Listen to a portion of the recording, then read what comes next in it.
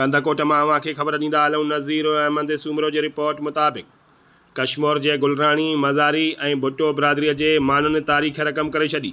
अगवा कयल कैलाश कुमार खे धाड़ेलनि खां बाज़ियाब कराए वरितो।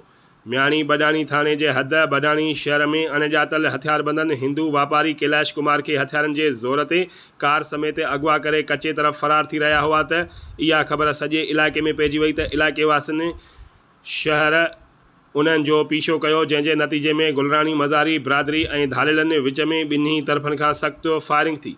फायरिंग जो आवाज़ ॿुधी पुलिस ऐं भुट्टो बिरादरीअ जा सभई माण्हू रईस इक़बाल अहमद भुट्टो जी अॻुवाणी में वाक़े वारे हंधि पहुची विया। इहो ॾिसंदे त धाड़ेलनि जो घेरो तंग कयो वियो। उहे यरगुमाल कैलाश कुमार ऐं कार खे छॾे कचे ॾांहुं फरार थी विया।